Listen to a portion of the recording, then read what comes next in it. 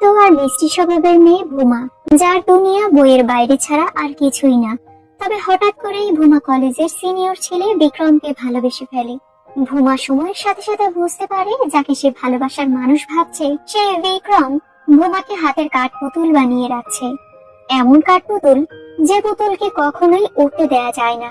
Romance, emotion, সমাজের লুকিয়ে রাখা কিছু সত্য আর ঘুরে দাঁড়ানো এক অদম্য কাহিনী নিয়ে তৈরি দ্য গার্লফ্রেন্ড মুভির কাহিনী আজ আপনাদের সাথে শেয়ার করব। সো ভিউয়ার্স, জলদি জলদি সাবস্ক্রাইব করে দিন। তো চলুন বেশি কথা না বাড়িয়ে শুরু করা যাক আজকের মুভির এক্সপ্লেনেশন।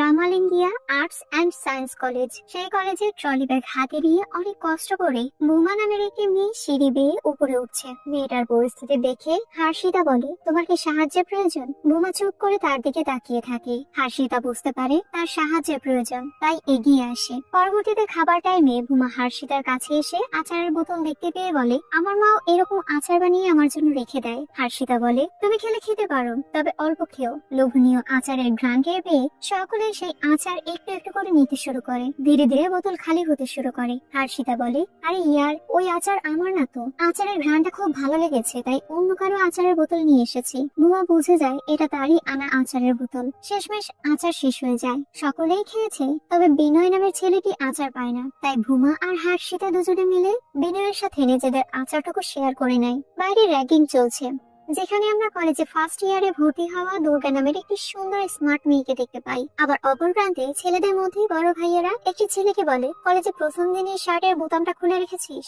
দেখ তোর যা খুশি হয় কর, তবে আমাদের এন্টারটেইন ফিল করা। ছেলেটির নাম হচ্ছে বিক্রম, ওরফে বিকি। বিকি বলে, আমি শুধু নাচতে পারি। বড় ভাইয়েরা গান চালিয়ে দেয়। ছেলেটি অসম্ভব সুন্দর করে নাচতে শুরু করে। এই বিষয়টা দূর থেকে দুর্গাও নোটিশ করে। সকলেই ছেলেটির নাচে আনন্দিত হয়ে যায়। কলেজের সকলেই সেই স্থানে ভিড় জমিয়ে দেয়। নাচ শেষে সকলেই বিক্রমকে মাথায় তুলে নিয়ে নাচতে শুরু করে। অন্যদিকে ভুমার ক্লাস চলছে। প্রফেসর সুধীর স্যার সকলের উদ্দেশ্যে ইংলিশ লেকচার দেয়। পরদিন সকালে বিকি মাঠের মধ্যে তার বন্ধুদের সাথে খেলছিল। এই সময় দুর্গা এসে বলে, আমি কালকে তোমার নাচ দেখলাম, তুমি আসলে খুব সেক্সি। এই বলেই দুর্গা সেই স্থান থেকে চলে যায়। বন্ধুরা বিকিকে নিয়ে মজা নিতে শুরু করে। এভাবে কেটে যায় একটা বছর। বন্ধুরা সকলে মিলে সিনেমা থিয়েটারে সিনেমা দেখা শেষ করে বাইরে বেরিয়ে আড্ডা দিচ্ছে। এ সময় দুর্গা ফোন করে। বিকি ফোনটা রিসিভ করলে দুর্গা বলে, কি অবস্থা, কেমন আছো? মন চাইলো একটু কথা বলি, তাই তোমাকে ফোন করলাম আর কি। কোথায় ছিলে সারাদিন? কলেজেও তো দেখলাম না, এমনকি আমি তো তোমার রুমেও গিয়েছিলাম, কিন্তু সেখানেও পেলাম না। বিকি বলে, আসলে বন্ধুদের সাথে সিনেমা দেখতে এসেছিলাম তো। দুর্গা বলে, তাহলে আমাকে কেন নিয়ে যাওনি? আমিও যেতাম। বিকি বলে, বন্ধুরা সাথে ছিল তো, তোমাকে নিয়ে না হয় অন্য কোনো একদিন দেখবো। দুর্গা বলে, তুমি আমাকে নিয়ে একা সিনেমা দেখতে চাও, অর্থাৎ ডেট করতে চাচ্ছ? বিকি বলে, না, ওরকম কিছু নয়। দুর্গা বলে, একদিন তো অবশ্যই তুমি আমাকে নিয়ে ডেটে যাবে, দেখে নিও তুমি। বিকি বলে, শুধু শুধু নিজের আশা বাড়িও না, আমরা শুধু দুজনে খুব ভালো বন্ধু, এর থেকে বেশি কিছু না। আচ্ছা, আমাকে যেতে হবে, পরে কথা হবে। বিকি কলেজের উদ্দেশ্যে রওনা করে। মাঝপথে দেখতে পায় ভূমির স্কুটার অন্য গাড়ির সাথে ধাক্কা লেগে অ্যাক্সিডেন্ট হয়েছে, যার জন্য গাড়ির ব্যক্তিটি ভূমিকে কথা শোনাতে শুরু করে। ভূমি লোকটির কাছে ক্ষমা চায়। বন্ধুরা সকলেই চলে আসে। বিকি লোকটিকে বলে, মেয়ে মানুষ পেয়ে বুঝি এত কথা শোনাচ্ছে, চুপচাপ প্রিপেয়ারিং এর টাকাটা দিয়ে দিন আর সরি বলুন। লোকটা তেরামো দেখালে বন্ধুরা সকলে মিলে মারতে শুরু করে। এই পরিস্থিতি দেখে ভূমি ভয়ে চিৎকার করে ওঠে। লোকটি অবশেষে সরি বলে। ভূমি আর হার্ষিতা বাইকে উঠে সেই স্থান থেকে চলে যায়। বিকি বলে, এখন বল, এতটা কি যথেষ্ট? যথেষ্ট না হলে কলেজে চলে আসিস, সেখানেই দেখা হবে। পরদিন সকালে খবর পাওয়া যায় গতকাল বিকি যে লোকটিকে মেরেছিল সে ছিল একজন পুলিশ অফিসার। তাদের সকালবেলা কলেজে এসে হোস্টেল থেকে বিকি আর তার বন্ধুদের উঠিয়ে নিয়ে যায় আর নির্মম ভাবে মারধর করে। বিশেষ করে ওই অ্যাকশন হিরোকে তো ইচ্ছে মতো ধোলাই করে। এখন মাত্রই ওরা হোস্টেলে ফিরে এসেছে। হার্ষিতা এই খবর ভুমাকে দিয়ে বলে, এখন আমি আসছি, আমার ক্লাস রয়েছে। ভুমা ছেলেদের হোস্টেলের দিকে চলে যায়। এরপর বিকি রুমে প্রবেশ করে। বিকি ভুমাকে দেখে সকলকে ইশারা করে বাইরে চলে যেতে বলে। ভুমা বলে, কালকে ঝামেলা জড়াতে কেউ বলেছিল? নিজের অবস্থা দেখতে পাচ্ছ কি হয়েছে? বিকি বলে, রাতের মাঝ রাস্তায় অমন বাজে ব্যবহার করা কোনো মানুষের ধরনের মধ্যে পড়ে? আমার কলেজের মেয়েরা আমার দায়িত্বের মধ্যেই পড়ে, এই জন্যই এগিয়ে এসেছি। ভুমা বলে, আমরা নিজেরাই রং সাইড দিয়ে যাচ্ছিলাম, উপর থেকে আমাদের হেডলাইট নষ্ট ছিল, আমাদের তো কপাল ভালো ওই আঙ্কেল একটা গাড়ি পর্যন্ত আমাদের দেয়নি, যদিও আমরা জানতাম না উনি পুলিশ অফিসার, আর জানলেই বা কি হতো। তুমি যেভাবে উড়ে এসে জুড়ে বসলে তাতে আমাদের কথা কি আর শুনতে? আচ্ছা, প্রাথমিক চিকিৎসা এখনো নাওনি তো? বাইরে বেরিয়ে ভুমা বন্ধুদের বলে, তোমরা এখনো প্রাথমিক চিকিৎসা দাওনি কেন ওকে? এই বলেই ভুমা বেরিয়ে যায়। বন্ধুরা দ্রুত ভিকির কাছে এসে বলে, কি ব্যাপার রে বিক্রম, এই মেয়েটাকে? ওই মেয়েটা আসার সাথে সাথেই আমাদের বাইরে চলে যেতে বললি। আরে আমরা তো কালকেই বুঝতে পেরেছিলাম ওই মেয়েটার জন্য যখন তুই ওই বুড়ো আঙ্কেলের সাথে মারামারি করলি। ততক্ষণে ভুমা প্রাথমিক চিকিৎসার জিনিসপত্র নিয়ে সেই রুমে চলে এসেছে, তাই সবাই আবারও বেরিয়ে পড়ে। ভুমা ভিকির শরীরে ড্রেসিং করিয়ে দেয়। ভিকি অবাক হয়ে তাকিয়ে থাকে। ভুমা বলে, এভাবে দেখছো কেন? বিক্রম বলে, আসলে মায়ের কথা মনে পড়ছে, মাও ঠিকই এভাবে আমার খেয়াল রাখতো। ভুমা বলে, ইমোশনালি ট্র্যাপে ফেলার চেষ্টা করছো তুমি, কোনো লাভ হবে না কিন্তু।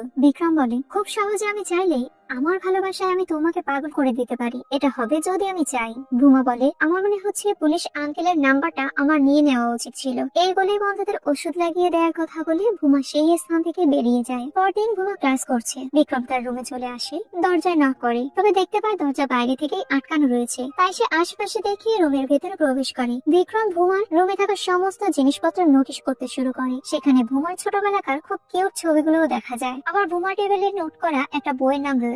বিক্রম কি করবে বুঝতে পারছেন, সুন্দর করে বইয়ের নামটা হাতে লিখে নেয়। এরপর দ্রুত লাইব্রেরিতে গিয়ে সেই বইটা খুঁজে বের করে। লাইব্রেরিয়ানদের কাছে জিজ্ঞেস করে, এই বইয়ের কত কপি রয়েছে? লাইব্রেরিয়ান বলে, 1 পিসি রয়েছে। পরের ঘটনা তো বুঝতেই পারছেন। পরের দিন সকালে ভুমা এসে বিক্রমকে বলে, হাই আমি ভুমা, আসলে কালকে যে বইটা আপনি লাইব্রেরি থেকে নিয়েছেন ওটা পড়া হয়ে গেলে আমাকে জানাবেন, ওটা আমার লাগবে। বিক্রম বলে, আচ্ছা দিয়ে দেবো, সমস্যা নেই, তবে রিল্যাক্সে থাকো তো, আমাকে দেখলেই তুমি এত ভয় পাও কেন? ভয় পাওয়ার কিছুই নেই, আমি কোনো খারাপ ছেলে না। ভুমা হেসে সেই স্থান থেকে চলে যায়। এরপর সম্পর্ক আরো এক ধাপ এগিয়ে নেওয়ার জন্য বিক্রম তার বন্ধুদের সাথে নিয়ে ভুমার বন্ধুদের সাথে ক্লোজ হতে চেষ্টা করে। তারা প্রায় সময় একসাথে ড্রাইভিং করে। সুযোগ পেলেই বিক্রম বন্ধুদের মধ্যে থেকেও ভুমার কাছাকাছি থাকার চেষ্টা করে, তবে ভুমা বরাবরই তার থেকে দূরে সরে যায়। একদিন ভুমার ক্লাসমেট জিজ্ঞেস করে, কি অবস্থা, আজকাল তোমাকে আর বিক্রমকে প্রায় সময় একসাথে দেখতে পাওয়া যায়? ভুমা বলে, না এরকম কিছু না, আমি এখানে পড়তে এসেছি, পরীক্ষা দেব, ডিগ্রি নিব, আর এখান থেকে চলে যাব। রিলেশনশিপ, ক্রাশ এসব আমার জন্য না, আমার বাবা আমাকে শুনলে মেরেই ফেলবে। আর এমনিতেও ও সবসময় আমার সাথে কথা বলতে চলে আসে, কি করব, যদি কথা না বলে চলে যায় তাহলে বিষয়টা খারাপ দেখায় না? তবে আমরা বুঝতে পারি ভুমা অনেকটাই বিক্রমের সাথে ক্লোজ হয়ে গিয়েছে। রাতের বেলা পড়া নোট করা হচ্ছে, এই সময় বিক্রম ফোন করে। ভুমা ফোনটা কেটে দিলে বিক্রম আবারও ফোন করে তাকে। এবার ভুমা ফোনটা রিসিভ করে। বিক্রম বলে, হাই পাপা মুভিটা দেখার কথা ছিল না, আমার কাছে এইচডি প্রিন্ট আছে, তুমি চাইলে এসে দেখতে পারো। ভুমা বলে, রাতের বেলা বয়েজ হোস্টেলে গেলে? বিক্রম বলে, আরে দূর, আমি সাথে থাকতে তোমাকে কেউ কিছু বলতে পারবে না, আর আমার ড্রাইভে বেশি স্পেস নেই, যদি তুমি না আসো তাহলে আমি একা দেখেই ডিলিট করে দেবো। ভুমা বলে, আচ্ছা তাহলে আমি আসছি। কিছুক্ষণ পর ভুমা বিক্রমের রুমের সামনে এসে বলে, আমাকে পেন ড্রাইভটা দিয়ে দাও, আমি রুমে গিয়ে দেখে নেব। বিক্রম বলে, আরে একসাথে দেখার জন্যই তো ছবিটার ব্যবস্থা করেছি, আসো ভেতরে আসো। বাধ্য হয়ে ভুমা বিক্রমের রুমে প্রবেশ করে। এরপর তারা একসাথে সিনেমা দেখতে শুরু করে। যদিও ভুমা সিনেমা দেখলেও বিক্রম সাহেব তার জীবনের নায়িকাকে দেখেই যাচ্ছে। মুভি দেখা শেষ হয়ে যায়। ভুমা বলে, অনেক সুন্দর মুভি ছিল, আচ্ছা আমি আসছি এখন। বিক্রম বলে, দাঁড়াও, আর কিছুক্ষণ থেকে যাও না প্লিজ, না হলে আমার জীবনটাও ওই নায়কের মতো একাকী হয়ে যাবে। ভুমা বলে, মানে? বিক্রম তার কাছে গিয়ে বলে, আর কিছুক্ষণ আমার কাছে থেকে যাও। এই বলে ভুমাকে কাছে টেনে নিয়ে ভালোবাসার আলিঙ্গন করতে শুরু করে। পরদিন সকালে এই বিষয়টা নিয়ে ভুমা খুব চিন্তিত হয়ে আছে। এ সময় হাসিদা এসে বলে, ভুমা তুই কাল আমাকে এসব কিছু বলিসনি কেন? প্রথমবার তুই কিস করেছিস, এমনকি তুই নাকি এখন কাপড় হতে যাচ্ছিস, আর তুই এই খবরটা আমাকে বললি না। এখন কিন্তু আমার রাগ হচ্ছে, কেন কলেজের মানুষের কাছ থেকে এই ঘটনা আমার জানতে হলো বলতো? ভুমা বলে, কলেজের মানুষ কি করে জানলো? হাসিদা বলে, আর কি বলবে, বিক্রম নিজেই বলেছে। ভুমা বলে, হ্যাঁ কিন্তু আমি বলতে পারি না এসব কি করে হলো। কথা থামিয়ে দিয়ে বান্ধবী খুশিতে ভুমাকে জড়িয়ে ধরে। পরবর্তীতে রেডি হয়ে কলেজের উদ্দেশ্যে বেরিয়ে পড়লে সকল বান্ধবীরা ভুমাকে বিক্রমের ব্যাপারটা নিয়ে নানা ধরনের কমেন্টস করতে থাকে। ভুমা লজ্জা পেয়ে সামনে এগিয়ে যায়। এই মুহূর্তে বিক্রম এসে বলে, হাই গার্লফ্রেন্ড, তোমার ক্লাস শেষ হলে আমি তোমার সাথে দেখা করব, আমি কিন্তু সেই অপেক্ষায় থাকবো। এই বলে ভুমার গালে একটা কিস করে। এরপর তার কানের কাছে বলে, আই লাভ ইউ। ভুমা মুচকি হেসে ওঠে। পরবর্তীতে দুর্গা বিক্রমের সাথে দেখা করে বলে, তুমি কি সত্যি ওই মেয়েটাকে ভালোবাসো? তাহলে আমি কি? বিক্রম বলে, হ্যাঁ আমি ওই মেয়েটাকে ভালোবাসি। দেখো দুর্গা, আমার তোমাকে পছন্দ হয়, তাই বলে তোমার জন্য ভালোবাসার অনুভূতি কখনোই আমার মনে জাগেনি, আর তুমি আমার টাইপের নাও। ওর মধ্যে কেন জানি আমি আমার মাকে দেখতে পাই। দুর্গা বলে, আমার মনে হচ্ছে খুব দ্রুতই তোমাদের ব্রেকআপ হবে, আমি সেই দিনটার জন্যই অপেক্ষা করব। এই বলেই দুর্গা চলে যায়। যাক, গার্লফ্রেন্ড বয়ফ্রেন্ডের প্রেম চলতে থাকে। একদিন শপিং মলে তারা শপিং করতে করতে যায়। ভুমা বেল দিতে চাইলে বিক্রম তাকে এক পাশে নিয়ে গিয়ে বলে, ভুমা, আমার বন্ধুদের সামনে আমাকে ছোট করো না প্লিজ। গার্লফ্রেন্ডের খরচের টাকা বয়ফ্রেন্ডই দেয়, প্লিজ এখানে কোনো সিন তৈরি করো না।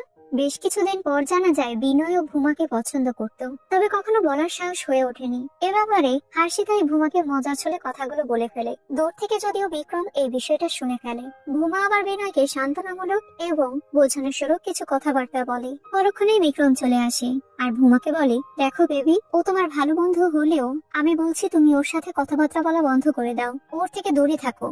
বলা তো যায় না কখন কোন অঘটন ঘটে। ভুমা বলে, এসব কি বলছো বিক্রম? বিনয় অন্যদের মতো নয়, ও খুব ভালো ছেলে। বিক্রম বলে, আমি তোমার বয়ফ্রেন্ড। বিক্রম বলে, আমি তোমার বয়ফ্রেন্ড না, আমি তোমার সবকিছু। তাহলে এসব ফালতু লোকেদের দরকার কি? যেই ছেলেটা তোমাকে ভালোবাসে সেই ছেলেটার সাথে তুমি বন্ধুত্ব করে রয়েছো, এসব জেনে আমার কেমন লাগবে বলো? আমার ফিলিংস এর কোনো দাম নেই তোমার কাছে? ভুমা চুপ করে থাকে। রাতের বেলায় বিনয় বসে অঙ্ক করছিল। এই মুহূর্তে বিক্রম তার দলবল নিয়ে বিনয়ের রুমে ঢুকে পড়ে। বিনয়কে সামনে এনে বলে, আমি তোমাকে বোঝাতে পারবো না আমি ওই মেয়েটাকে কি পরিমাণ ভালোবাসি। তদন্ত করে জানতে পারলাম তুমিও ওকে ভালোবাসো, এই জন্যই ভুমার আশেপাশে থাকো। ওকে সাহায্য করো কিংবা পটানোর চেষ্টা তুমি একটু বেশিই করো। বিনয় বলে, আমি ওকে পটানোর চেষ্টা করছি না, ও শুধু আমার ভালো বন্ধু। এই কথা শুনে বিক্রম কষিয়ে একটা চড় দিয়ে দেয়। ততক্ষণে ভুমা এসে বলে, বিক্রম, তোমার সমস্যা কি? এসব করো না তো প্লিজ। বিক্রম রেগে বাইরে চলে যায়। ভুমা বিনয়ের কাছে হাত জোর করে ক্ষমা চায়। বিনয় উল্টো হাত জোর করে ক্ষমা চেয়ে বলে, তুমি আমার এখান থেকে চলে যাও প্লিজ, আর কখনো তুমি আমার সামনে আসবে না। পরদিন বাবা মেয়ে ফোনে কথা বলছে। বাবা বলে, মনে হচ্ছে আমার সাথে কথা বলার জন্য তোমার সময় নেই মা, হয়তো বা এভাবেই আমাকে অভ্যাস করে নিতে হবে। ভুমা বলে, এভাবে কেন বলছো বাবা? এমন কিছুই নয়, আর তুমি ছাড়া আমার আছেই বাকি। ভুমার মা কিন্তু ভুমাকে জন্ম দেওয়ার সাথে সাথেই মারা গিয়েছে। বাবার সাথে কথা বলতে বলতে এই মুহূর্তে বিক্রম রুমে ঢুকে পড়ে। ভুমা দ্রুত তার বাবার সাথে কথা বলে ফোনটা কেটে দেয়। ততক্ষণে বিক্রম হাঁটু গিরে বসে ভুমাকে বলে, আমি খুব দুঃখিত, আসলে ওই মুহূর্তে পাগল হয়ে গিয়েছিলাম। ভুমা বলে, ও আমার সাথে কথা পর্যন্ত বলতে মানা করে দিয়েছে। বিক্রম বলে, তুমি কোনো চিন্তা করো না, আমি তোমার সাথে আছি না, আমি থাকতে তোমার আর কারো দরকার কি বলো? পরবর্তীতে দেখা যায় এক সুযোগে দুর্গা বিক্রমকে এক সাইডে টেনে নিয়ে গিয়ে বলে, আমি শুনলাম গতকাল রাত্রে নাকি তোমাদের দুজনের ঝামেলা হয়েছে, ব্রেকআপ হয়েছে নাকি? বিক্রম বলে, অবশ্যই না, আমাকে যেতে দাও। দুর্গা বিক্রমকে জড়িয়ে ধরে। অদ্ভুত ভাবে বিক্রম ও দুর্গাকে জড়িয়ে ধরে। দুর্গা বলে, আমরা কিন্তু তোমার গার্লফ্রেন্ডের হোস্টেলের নিচে দাঁড়ানো, যদি আমাদের দেখে ফেলে তাহলে ও কি ভাববে? বিক্রম বলে, ও অনেক মিষ্টি টাইপের মেয়ে, এমন ভুল চিন্তা ও করবেই না, ও আমাকে বিশ্বাস করে। দুর্গা বলে, যদি ওর এসব ভালো না লাগে আর যদি আমার সাথে কাট আপ করতে বলে তোমাকে? বিক্রম বলে, আমি এসব কথা ওকে কেন বলবো, আমরা শুধু ভালো বন্ধু, ও এটাই জানবে। বেশ কিছুদিন পর সামনে কলেজের একটা প্রোগ্রাম রয়েছে, যার জন্য দলবদ্ধ হয়ে প্রোগ্রামের প্র্যাকটিস চলছে। এই প্র্যাকটিসের সবচেয়ে ভালো পারফর্ম করছে দুর্গা। এখানে ভুমারও নাম রয়েছে, তবে সে বরাবরই স্ক্রিপ্ট এবং কাহিনী অনুযায়ী চেহারার ইমোশন আনতে পারে না। ভুমা শত চেষ্টা করেও পেরে ওঠে না। এক পর্যায়ে দুর্গার কাছে গিয়ে বলে, আমাকে 5 মিনিট সময় দেবে? দুর্গা বলে, কি বলতে চাও বলো। ভুমা বলে, আমি জানি তুমি খুব ভালো আর আমি খুব খারাপ, এই জন্যই তো পারফরমেন্সে আমি প্রোগ্রাম করার সময় তুমি খুব ইরিটেট বোধ করো, তাই না? তুমি কি আমাকে একটু শিখিয়ে দেবে? আমি সত্যি এটা করতে চাই। দুর্গা অপলক দৃষ্টিতে কিছুক্ষণ তাকিয়ে থাকে, এরপর বলে, ও বাবা, তুমি আসলে মিষ্টি, আসো আমার সাথে, আমি তোমাকে সবটা বুঝিয়ে দিচ্ছি। এরপর থেকে সবকিছু হাতে কলমে দুর্গা ভুমাকে বুঝিয়ে দিতে শুরু করে। আর এসব প্র্যাকটিসের মাধ্যমে এনাদের দুজনের ভালোই বন্ধুত্ব তৈরি হয়। অনুষ্ঠানের আগের দিন দুর্গা ভুমাকে কথার মাধ্যমে ভালো পারফরমেন্স করার জন্য মনোবল বাড়ায়। পরদিন সকলে মিলে খুব ভালো পারফরমেন্স করে। বিশেষ করে ভুমা নিজের ভীতু আর শান্ত চেহারার খোলস পাল্টে একজন বিদ্রোহী মেয়ে সেজে অভিনয় করতে শুরু করে। সকলেই ভুমার এমন পারফরমেন্স দেখে খুব মুগ্ধ হয়ে যায়। বাইরে বেরিয়ে ভুমা খুশিতে বিক্রমকে জড়িয়ে ধরে।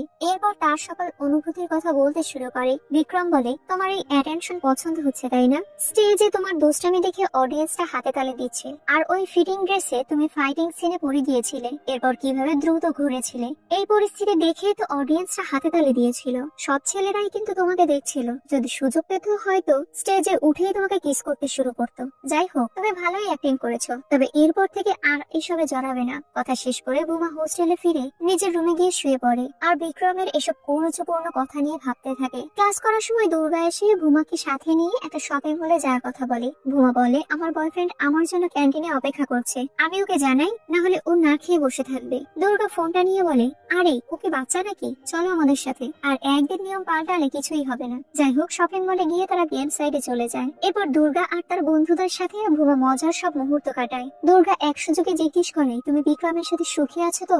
ভুমা বলে, ও আসলে একটা মিষ্টি ছেলে। ও চায় সবসময় আমি ওর সাথেই থাকি, ওর জন্য আমি সবকিছু করি। ও নিজের খেয়াল রাখে না, ওর সবকিছু আমি মনে করিয়ে দেই। ও আমার সব কাজে কত খুশি থাকে জানো। ও তো গর্বের সাথে বলে আমি ওর মায়ের মতো ওর খেয়াল রাখি। তোমাকে একটা সিক্রেট বলবো, ও খুব ভালো কিস করতে পারে জানো তো। এই বলে ভুমা মিটমিটিয়ে হাসতে শুরু করে। দুর্গা বলে, আমি তোমাকে একটা কথা বলতে চাচ্ছি, তবে কথাটা শুনে তুমি প্লিজ আমাকে ভুল বুঝবে না। তুমি নিজেকে যতই বোঝাও না কেন, বিক্রম তোমার জন্য সঠিক ব্যক্তি নয়। যদি তুমি ওকে বিয়ে করো তাহলে ও তোমাকে বিয়ের পর নিজের বাড়ির আসামি বানিয়ে রাখবে। তোমার ভিতরে একটা জ্বলন্ত প্রদীপ রয়েছে, আর এখন যে পরিস্থিতি দেখতে পাচ্ছি আমি, তাতে ধীরে ধীরে জ্বলন্ত প্রদীপ শেষ হয়ে যাবে। আসলে কলেজের প্রথম দিনেই আমি বিক্রমকে ভালোবেসে ফেলেছিলাম, কিন্তু যখন তুমি বিক্রমের লাইফে আসলে আর বর্তমানে আমার সাথে মেলামেশা শুরু করলে, তখন আমি বুঝতে পারলাম বিক্রম কখনোই আমার মতো মেয়েকে বিয়েই করবে না। কারণ বিক্রমের জন্য তোমার মতো মেয়েরাই পারফেক্ট, কিন্তু বিক্রম তোমার জন্য পারফেক্ট নয়। তোমাদের ভালোবাসা চলাকালীন আমি বিক্রমকে কিস করতে চেয়েছিলাম, তবে ও করতে দেয়নি। তবে বিশ্বাস করো, তখনও তোমার সাথে আমার পরিচয় হয়নি। এই কথাগুলো আমি এখন তোমাকে না বললে, বিক্রমের মুখ থেকে কোনোদিন এসব শুনলে তুমি আমাকে ভুল বুঝতে। প্লিজ তুমি আমাকে বিশ্বাস করো। এসব কথা শুনে ভুমা চলে যায়। পরবর্তীতে ভুমা বিক্রমের সাথে দেখা করতে আসলে বিক্রম তার বন্ধুদের সামনে বলে, আমাকে না জানিয়ে বন্ধুদের সাথে বেড়াতে গিয়েছে। সারাক্ষণ আমি আমার বন্ধুদের বাদ দিয়ে ওর সাথে ঘুরে বেড়াই, হয়তো এই জন্যই আমার কোনো মূল্য নেই ওর কাছে। ভুমা মাথা নিচু করে দাঁড়িয়ে থাকে। বিক্রম বুঝতে পারে মেয়েটার মন খারাপ, তাই ভুমার কাছে এসে বলে, কি হয়েছে? ভুমা বলে, তুমি খেয়েছো? বিক্রম বলে, রাগের জন্য খেতে পারিনি। ভুমা বলে, চলো আমি খাইয়ে দিচ্ছি, যা দুজনের ভাব হয়ে যায়। পরদিন সকালে না জানিয়ে বিক্রম ভুমাকে তার মায়ের সাথে দেখা করানোর জন্য নিয়ে বেরিয়ে পড়েছে। মাঝ রাস্তায় বিষয়টা জানতে পেরে ভুমা তো প্রচন্ড ঘাবড়ে যায়। যাক, অবশেষে বাড়িতে গিয়ে পৌঁছায়, মায়ের সাথে পরিচয় করিয়ে দেয়। তবে অদ্ভুত ব্যাপার হচ্ছে, মা কোনো কথাই বলে না। কিছুক্ষণ পর পর খাবার এনে দেয়, আর ছেলে যা বলে সেসব কথা অনুযায়ী কাজ করে। ভুমার দিকে একবারের জন্য চোখ তুলে তাকায় না। ভুমা বিক্রমকে জিজ্ঞেস করে, আচ্ছা তোমার মা কি কথা বলতে পারে না? বিক্রম হেসে বলে, আরে না, আসলে ঘরে কোনো আত্মীয় স্বজন আসলে আমার মা চুপচাপ তাদের খাবার সার্ভ করে দিত, কিন্তু তেমন কোনো কথা বলে না সে। বাবার এসব জিনিস আসলে পছন্দ ছিল না। বাবার পছন্দ অনুযায়ী চলতে চলতে মায়ের অভ্যাসে পরিণত হয়ে গিয়েছে। বর্তমান জেনারেশনের মেয়েদের কাছ থেকে তো এসব কিছু আশাই করা যায় না।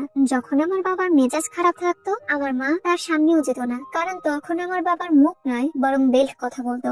এসব নিয়ে তুমি চিন্তা করো না, ওসব জেনারেশনে এসব চলতো। আমি যতই রাগী হই না কেন, আর যতই রাগ উঠুক না কেন, কখনোই আমি তোমার গায়ে হাত তুলবো না। আচ্ছা তুমি এখন কিছুক্ষণ এখানে থাকো, আমি আমার ছোটবেলাকার বন্ধুর সাথে 2-3 ঘন্টার জন্য দেখা করে আসছি। কিছুক্ষণ পর বিক্রমের মা তার ছোটবেলাকার কিছু ছবি ভুমাকে দেখতে দেয়। ভুমা বলে, আপনি তো ছোটবেলায় অনেক কিউট আর হাসি খুশি ছিলেন, তবে এখন কেন এমন হয়েছেন? আপনি কি আসলেই আপনার নিজের মধ্যে আছেন? মা চুপ করে থাকে। চোখের পলকে ভুমা নিজেকে বিক্রমের মায়ের স্থানে পরিকল্পনা করে। পরক্ষণে বিক্রম এসে ভুমাকে নিয়ে যায়। ভুমা কথায় কথায় একসময় বলেই ফেলে, বিয়ের পর যদি আমি চাকরি করি তো? বিক্রম বলে, করলে করবে, কিন্তু মায়ের বয়স হয়েছে, এখন আর মা আগের মতো সবকিছু করতে পারে না, কিছু বলতেও পারি না। সেই হিসেবে সব দায়িত্বই এখন তোমাকে নিতে হবে। আর যা কিছুই হোক না কেন, আমার কিন্তু 3টি সন্তান লাগবে, তো এই ঘর বাচ্চা চাকরি সব মিলিয়ে একা কি করে সামলাবে? আচ্ছা বাদ দাও, তখন দেখা যাবে। বাড়ি এসে ভুমা এইসব নিয়ে ভাবতে শুরু করে। হুট করেই যেন তার চারপাশের দেওয়াল তাকে চাপ দিতে শুরু করে। মনে পড়ে যায় সেই ছোটবেলাকার কথা,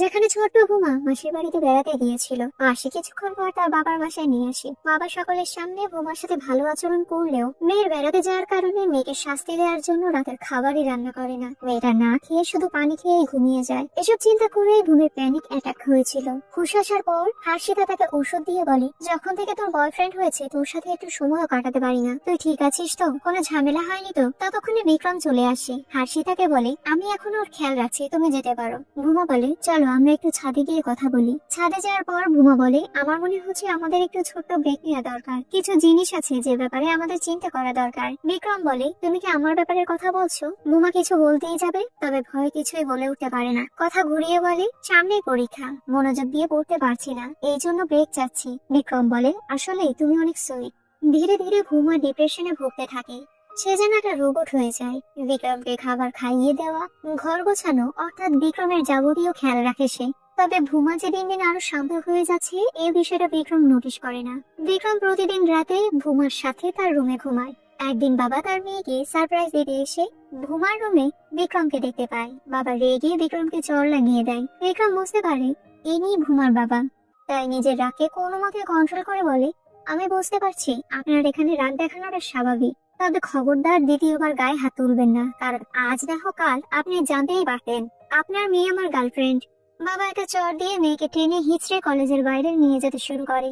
বিক্রম বলে ও কোনো ছোট বাচ্চা নয় যে ওকে টেনে হিচড়ে আপনি নিয়ে যাবেন। এই নিয়ে দুজনের মধ্যে দ্বন্দ্ব শুরু হয়। এক পর্যায়ে বাবা সেই স্থান থেকে বেরিয়ে প্রিন্সিপালের রুমে যায় এবং তার মেয়ের জন্য রিসি চায়। প্রিন্সিপাল বলে কি সমস্যা খুলে বলুন তো। বাবা এক গাদা কথা শুনিয়ে দেয়। প্রিন্সিপাল বলে দেখুন ওরা অ্যাডাল্ট, নিজেদের ইচ্ছেতে দুজন দুজনকে ভালোবাসলে আমাদের ওদের পার্সোনাল লাইফে ইন্টারফেয়ার করার কোনো অধিকারই নেই। আপনার মেয়ে প্রাপ্তবয়স্ক, অতএব ওর অনুমতি ছাড়া আমি ওকে রিসি দেব না। আপনার মেয়ের মতামতের গুরুত্ব আমার কাছে আছে। এই কথা শুনে ভুমার মুখে হাসি ফুটে ওঠে। বাবা রেগে অফিস কক্ষ ভাঙচুর করতে শুরু করে। এরপর রেগে বাইরে বেরিয়ে আসে। তবে দেখা যায় বিক্রম আর তার দলের লোকেরা পথ আটকে দাঁড়িয়ে রয়েছে। বাবা তার মেয়েকে বলে তোমার জন্য আমি কি না করেছি। তুমি যদি এখন আমার সাথে না যাও তাহলে তোমার সাথে আমার আর কোনো সম্পর্ক থাকবে না। ভুমা বলে বাবা একবার তো আমাকে এই কোর্সটা শেষ করতে দাও, তারপর তুমি যা বলবে আমি তাই করব। এই সময় বিক্রম এসে বলে ও কোথাও যাবে না। তুই কি রকম বাপরে, কখন থেকে পড়ালেখার জন্য হাত জোর করে ভিক্ষা চাচ্ছে, তারপরও রাজি হচ্ছিস না? ঘৃণা হচ্ছে তোর আর ওই তোর ইগোর প্রতি। বাবা এমন অপমান সহ্য করতে না পেরে মেয়ের গালে চড় দিয়ে কান্না ভরা চোখে ক্যাম্পাস ত্যাগ করে। বিক্রম সান্ত্বনা দিতে আসে। ভুমা তাকে ইগনোর করে চলে যায়। ইমার্জেন্সি কাজে বিক্রমকে বাড়ি যেতে হবে। বিক্রম বলে মনে হয় না ভুমার বাবা এখানে ফিরে আসবে, তবে যদি ফিরে আসে খবরদার সে যেন মেয়ের কাছে না যেতে পারে। বন্ধুদের ভুমার প্রতি খেয়াল রাখবে বলে সে বেরিয়ে পড়ে। এই ঘটনার পর থেকে মেয়েটি তার বাবাকে বারবার ফোন দিয়ে যাচ্ছে, তবে বাবা ফোনটা রিসিভ করে না। একদিন লাইব্রেরিতে ভুমাকে তার শিক্ষক বলে যখন আমরা ছোট থাকি তখন আমাদের সব সিদ্ধান্ত আমাদের বাবা মারা নেয়, তবে বড় হওয়ার পরেও যদি তোমার নিজস্ব সিদ্ধান্ত তোমার বাবা মা কিংবা অভিভাবক নেয় তাহলে কিন্তু এটা ঠিক নয়, কারণ ওই সিদ্ধান্তের জন্য সমস্যা কিন্তু তারা নয় বরং তোমাকেই ভোগ করতে হয়। আমার কথায় কষ্ট পেও না, কিন্তু মনে হচ্ছে তোমার বাবা পজিটিভ টাইপের। তুমি কি চাও, পড়তে চাও, তুমি কি খেতে চাও, তুমি বিয়ে কবে করতে চাও বা কাকে করতে চাও, বিয়ের পর চাকরি করতে চাও কি না চাও, এটা সম্পূর্ণ তোমার ইচ্ছে। এই ইচ্ছের অধিকার না তোমার বাবার আছে না তোমার স্বামীর আছে। শিক্ষকের এসব কথায় মেয়েটির মনে গেঁথে যায়। পরদিন ক্যাম্পাসে বিক্রম এসে ভূমিকে বলে আজকের দিনটা তোমার জন্য স্বাধীনতার দিন। মায়ের সাথে কথা বলেছি, পূজারির সাথেও কথা হয়েছে। পরশুদিন একটা ভালো দিন আছে, আমরা বিয়ে করে ফেলবো, কেমন? এছাড়া কোনো পথ নেই। তোমার বাবা নিশ্চয়ই কোনো না কোনো কিছু চেষ্টা করবে। তোমার এই ক্যাম্পাসে থাকা নিরাপদ নয়। ভূমি বলে কিন্তু আমার কোর্স। বিক্রম বলে বেবি একটু প্র্যাকটিক্যালি চিন্তা করো, এইসব ডিগ্রি নিয়ে তুমি কি করবে? যতদূর করেছো অনেক হয়েছে। বিয়ে করে তুমি আমার মায়ের সাথে থাকবে, এসব ডিগ্রির কোনো প্রয়োজন নেই। আমি তোমার খেয়াল রাখবো। ভূমি বলে গতবার এই কথাটাই বলতে চেয়েছিলাম কিন্তু বলতে পারিনি। আমার কথা খেয়াল করে শোনো, আমি তোমার সাথে ব্রেকআপ করতে চাচ্ছি। আমি তোমাকে ভালোবাসি না, আমি দুঃখিত। আমি তোমার সাথে সুখী নই। আমার লাইফে কি প্রয়োজন সেই চিন্তা আমিই করতে চাই। তোমার সাথে থেকে অন্যরকম ভয় লাগে আমার। প্লিজ বোঝার চেষ্টা করো। তোমার ঘুরে দাঁড়াতে কিছুদিন সময় লাগবে, কিন্তু আমি যদি বিয়ে করে ফেলি তোমাকে তাহলে সারা জীবন আমি কষ্টে থাকবো। বিক্রম কান্না করে রুম থেকে বেরিয়ে যায়। ভুমা দরজা আটকে দেয়। বিক্রম ফিরে এসে আবারও চিৎকার করে বলতে থাকে যখন আমার সাথে প্রেম করেছো তখন তো আমার খারাপ দিকগুলো তুমি দেখোনি। এখন বিয়ের কথা বললাম তাই এসব খারাপ দিকের কথা তোমার মনে আসছে। প্লিজ এমনটা করো না, আমি তোমাকে অনেক ভালোবাসি। এরপর বিক্রম নিজের হোস্টেল রুমে ফিরে গিয়ে সবকিছু ভাঙচুর করতে শুরু করে। বন্ধুরা এসে বিক্রমকে শান্ত করে। সকল বন্ধুরা বিক্রমকে বলে দেখ ও এমনিতেই তোর টাইপের নয়, এরকম অনেক ধরনের মেয়ে পাবি, ও আসলে তোর সাথে টাইম পাস করছে। পরদিন বিক্রম তার বন্ধুদের নিয়ে ভুমাকে ধাওয়া করে একটা শান্ত স্থানে নিয়ে যায়। এরপর গলা চেপে ধরে বলে বিয়ে করবে না? আমার সাথে বেড শেয়ার করার সময় মনে ছিল না? আর এই সব ডিসাইড করার পরেও তুই আমার সাথে একসাথে শুয়েছিলি। আমার নামে কমপ্লেন করলে করতে পারিস, তাতে করে কলেজের সকলেই জানবে তুই কোন টাইপের মেয়ে আর কতবার আমার সাথে শুয়েছিলি। পরবর্তীতে যদি কোনো এনআরআই ছেলেও তোকে বিয়ে করতে আসে তাহলে ওকে সব জানিয়ে দেব। তোর বিয়ের মণ্ডপে আমাদের দুজনের ছবি ঝুলিয়ে দেব। আমি যতদিন জীবিত আছি ততদিন আমি তোকে কারো হতে দেব না। পরবর্তীতে ক্লাস শেষ করে ভুমা হোস্টেলে যেতে ভয় পাচ্ছে, তাই স্যারকে রিকোয়েস্ট করে যেন তাকে হোস্টেল পর্যন্ত একটু এগিয়ে দিয়ে আসে। স্যার তাকে এগিয়ে দিয়ে আসে আর বলে যদি এভাবে ভয় পেতে থাকো তাহলে তোমাকে সবাই আরো পেয়ে বসবে। ভূমি হোস্টেলে ঢুকে পড়ে। কিছুক্ষণের মধ্যেই একটা ছেলে এসে বলে কতবার ফোন করেছি, ধরনি কেন? এভাবে চলতে থাকলে নিজের প্রফেশনাল কি করে ধরে রাখবে? এই বলেই চলে যায়। কিছু বুঝে উঠতে না পেরে ভুমা হোস্টেল রুমে যায়। তবে নিজের রুমের দরজায় নিজের নামে খুব বাজে কথা এবং ছবি দেখতে পায়। কান্না করে ভিতরে ঢুকে দরজা লাগিয়ে দেয়। দেয়। এরপর আরো চিৎকার করে কান্না করে। কিছুক্ষণ পরে দরজার বাইরে থেকে পানি আসতে শুরু করে। ভূমি দরজা খুলে দেখতে পায় দুর্গা দরজা পরিষ্কার করার চেষ্টা করছে। নিজের কষ্ট সামলাতে না পেরে ভূমা দুর্গাকে জড়িয়ে ধরে কান্না শুরু করে। এরপর শক্ত হয়ে সেই দরজা পরিষ্কার করে। এদিকে ভূমার দরজা দেখার পর কি রিয়াকশন এসেছে এটা লুকিয়ে রেকর্ড করা হয়েছিল। এই ভিডিওটা বিক্রমকে দেখালে তাতে বিক্রমের মন শান্ত হয় না। যতক্ষণ না ভূমি পরীক্ষা না দিয়ে এই কলেজ ছেড়ে পালিয়ে যাচ্ছে ততক্ষণ বিক্রমের শান্তি হবে না। পরবর্তীতে ভূমা শেষবারের মতো তার বাবাকে ফোন দেয়। তার বাবা সৌভাগ্যবশত ফোনটা রিসিভ করে। মেয়ে বলে, বাবা আপনি ছাড়া আমার কেউ নেই, আমি এই কলেজ ছেড়ে দেব, এই কোর্সটাও ছেড়ে দেব। তবে বাবা সহানুভূতি দেখায় না, বরং আরো বাজে কথা শুনিয়ে দেয়। রেগে ভূমা আছাড় মেরে ফোনটা ভেঙে ফেলে। এরপর কলেজের ফেয়ারওয়েল অনুষ্ঠানে গিয়ে স্টেজে উঠে মাইকের সামনে দাঁড়িয়ে বলে, কলেজের সুপরিচিত বিক্রমের সাথে আমার রিলেশন ছিল, আমি ওকে কিস করেছি একবার নয় হাজারবার, এমনকি ওর সাথে আমার শারীরিক সম্পর্ক পর্যন্ত হয়েছে। এরপর আমি ওর সাথে ব্রেকআপ করে ফেলেছি। আমি তো নিজের মুখে সবাইকে বলে দিলাম, যা কিছুই আমাদের মধ্যে হয়েছিল না কেন আমি তো তোমাকে ভরসা করেছিলাম, কিন্তু তুমি কি করলে কমিনা, আমাদের ফটো বের করার কথা বলেছি। আরে তোর যদি শরম না থাকে তাহলে আমার কিসের শরম থাকবে রে বেশরম, আমার বিয়েতে তুই নোংরা ছবি ঝুলাবি। শুনে রাখ, একদিন আমিও এমন কাউকে খুঁজে নেব যে ম্যাচিওর এবং ডিসেন্ট হবে, আর যাকে আমি সবটা খুলে বলতে পারবো, যে আমাকে বুঝতে পারবে। যদি এরকম ছেলে খুঁজে না পাওয়া যায় দরকার হয় আমি বিয়ে করব না, তবুও সারা জীবন আমি খুশিতে অতিবাহিত করে দেখাবো। এই বলে রেগে একটা গিটার নিয়ে বিক্রমকে মারতে আসে। বিক্রম ভয়ে কাত হয়ে যায়। ভূমা গিটারটা ফেলে দিয়ে চলে যায়। এরপর থেকে সে আর কখনো থামেনি। ফাইনাল পরীক্ষা দিয়েছে এবং ডিগ্রিও নিয়েছে। এরপর বড় কোম্পানিতে অ্যাসিস্ট্যান্ট ম্যানেজার হিসেবে যোগদান করেছে। এখন বাবা ও মেয়ের কথা শুনে চলে। কয়েক মাস পরে প্রমোশন হয়। এরপর লাইফ বিন্দাস ভাবে চলতে থাকে। ভূমা নিজের কাহিনী এখন থেকে নিজেই লিখবে। এমন সুন্দর কাহিনী দিয়ে আজকে এইভাবে মুভির কাহিনী শেষ হয়ে যায়। সো ভিউয়ার্স, ভিডিওটি কেমন লাগলো? ভালো লাগলে লাইক, কমেন্ট, শেয়ার এবং সাবস্ক্রাইব করবেন। আর এতক্ষণ আমার সাথে থাকার জন্য আপনাদের অসংখ্য ধন্যবাদ।